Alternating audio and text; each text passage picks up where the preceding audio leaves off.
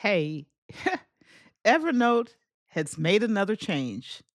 They have changed the way image and PDF annotation works or where the options are. And I'm going to show you this new image and PDF annotation in this video. So let's go ahead, hop over to the computer screen and get into the meat and potatoes. Okay? Here we are at the Evernote screen, and I'm in a note, and I've got two items in here, an image and a PDF. And I want to share those how these change what changes have occurred, and then give you some example use cases. If you click on the pencil right here, the pencil hovering over the image, you click on the pencil, you'll see edit and annotate. So I'm going to click on it and it puts the image in an editing mode. And you'll see across the top here, there are 11 choices. You can change colors of things. You can change line thickness. You can crop an image. If I want to crop this image up, which I'm not going to say, but you can crop the image. You can blur part of the image out. I'm going to blur out part of my face. So you can do that. You can go back in. I don't want to save it.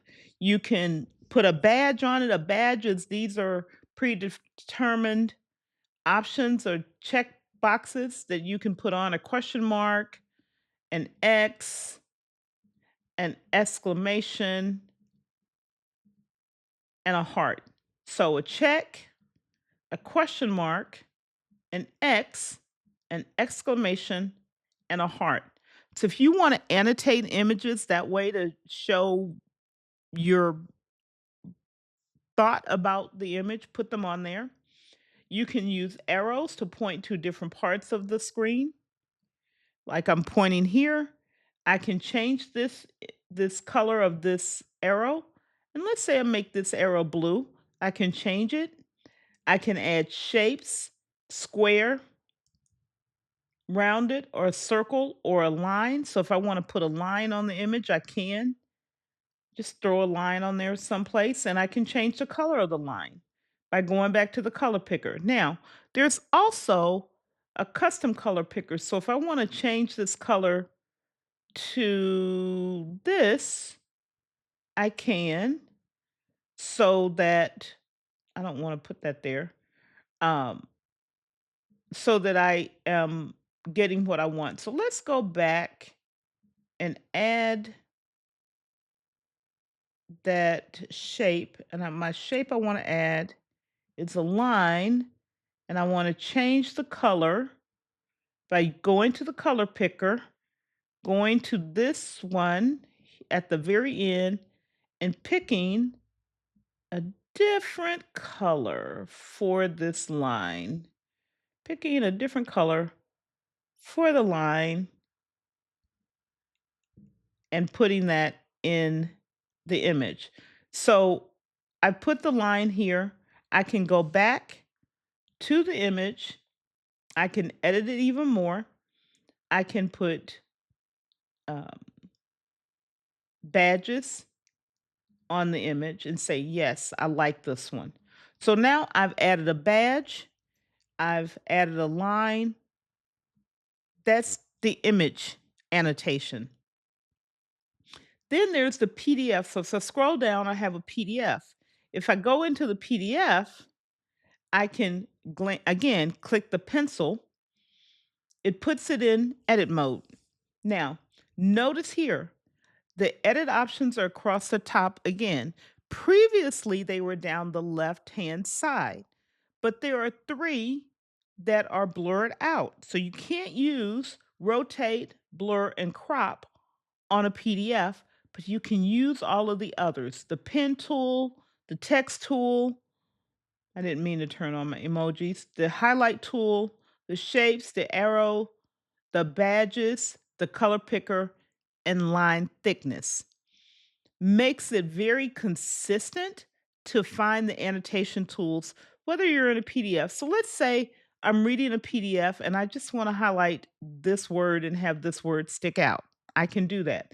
Let's say I want to add text to this document. I can do that. I can also change the text color. Let's try this again. Change the text color to green, and then I can save it. Now, my PDF has a highlighted word and added text in it. These are changes that Evernote has made, and it makes finding those choices easy, they're consistent, which means the friction in your workflow is reduced, which means it doesn't take you as long to get the annotations created for images and PDFs. If you're not using a different PDF editor, Evernote is a great tool. I'll give you a couple of use cases. One use case I have, and I use this twice a month, 3 times a month, sometimes more. But I am on the board of directors of an organization, volunteering, more than one actually. And one of them, I get a meeting packet that's more than 200 pages every month. So I go through those 200 plus pages, I highlight, I draw arrows, I put comments so that as we're going through the meeting, my thinking and what I've thought about is marked up right on the page. I don't have to look someplace extra in another notebook or in another notes app for what I was thinking as I was reading through that material in preparation for the meeting. The other way that I use it is for image annotation.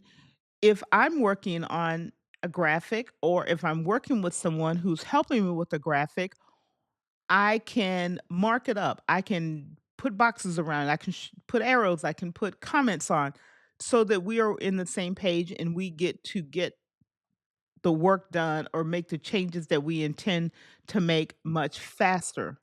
The third way that I use the image editor is when I'm putting screen shares in a document or a keynote file presentation, I can draw boxes around the sections of the page that I want you, the viewer, whoever it is, to see. So, 3 use cases that you can think about using these annotation tools for. Let me just show you again what they are so that you have them clearly. So, the annotation, if you hover over the PDF, there's a download, but the pencil is always the annotation tool. And then once you make your changes, click save and you're good to go. Same thing on the image editor. Click the pencil, make your edits, click save, and away you go. Once you've made your edits, there's nothing more for you to do except save your work. You can then download it, you can email it, you can put it in another program such as Keynote or PowerPoint or a Word doc or a Pages doc. You can use that content elsewhere for your workflows. Hopefully, this has been helpful for you. I'm going to suggest and ask you, if you have not, subscribe to the channel and set the notification bell so that you know when more content is coming out. And if you have a question, leave it down below in the comments and I'll make a video to answer your question. Love answering audience questions about productivity and using these tools in the community so that we all make our journey of productivity smoother, easier, faster, and with far less friction. I will see you in the next video, live stream, or somewhere on these video internet streets. Be well.